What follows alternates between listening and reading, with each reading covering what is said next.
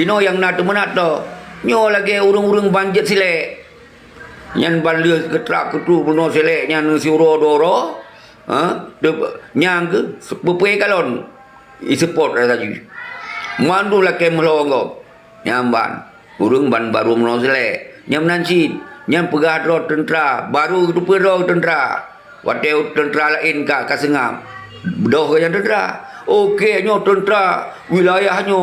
Yang menang gaya bahasa ju. Baik kun Aceh mereka. Baik kun ke PA yang kenal rupai waju.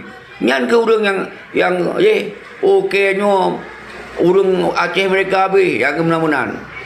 Dia orang yang betul Aceh mereka kepahami kondisi yang Tengku Syeki pegahnya adalah ingin menjelaskan nyo persoalan yang sangat buruk.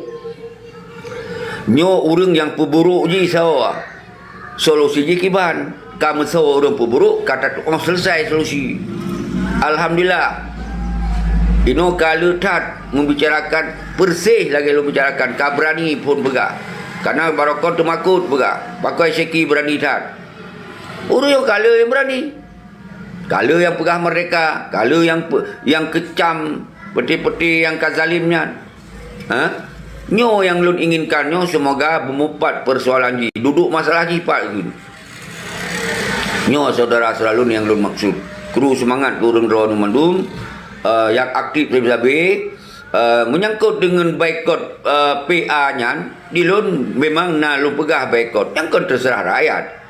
Oh lun pegah boikot. Ken rakyat baik. PA nya god, si oposisi god, PA nya.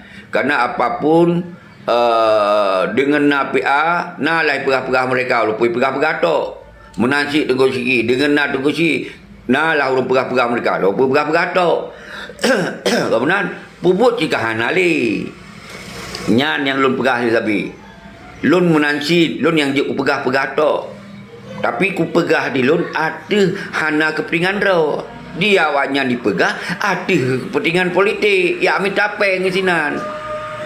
Ilo nanti aku pegahnya ada kepentingan menyelesaikan masalah. Nyainan beda. Ben nak kirim bungong sini. Kena kara pegah lu ambil takip. Igop di pungun tentera memeliar-meliar. Nyogip sini nyawa hitinku. Baik hana mupum nu. Padu perak sagainya. Hana mungkin kuat pegak rumah beduk gedung ilun.